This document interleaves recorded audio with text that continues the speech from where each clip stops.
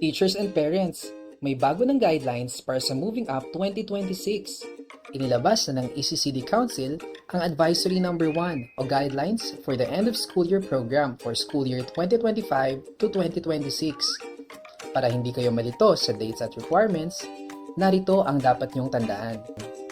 Una, inirekomenda na ang pagtatapos ng klase para sa School Year 2025 to 2026 ay hindi lalampas ng March 20.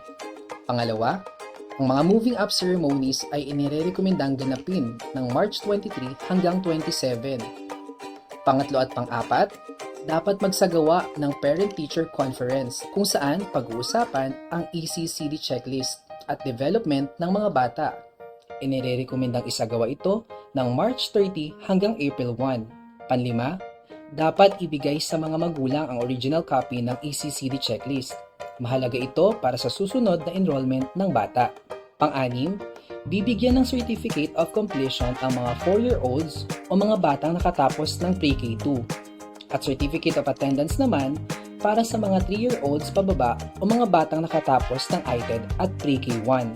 Pampito, highly discouraged ang pagbibigay ng special awards kasama ang medals at ribbons.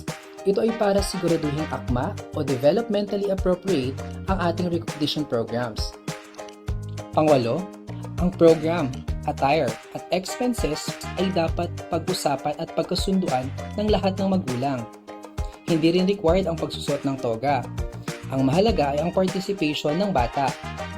Maaaring gumamit ng mas abot-kayang alternatibo na mapagkakasunduan upang masiguradong lahat ng bata ay makakasali. Tandaan na ang layunin ng ECCD Council ang tamang paglaki at pagkatuto ng mga bata.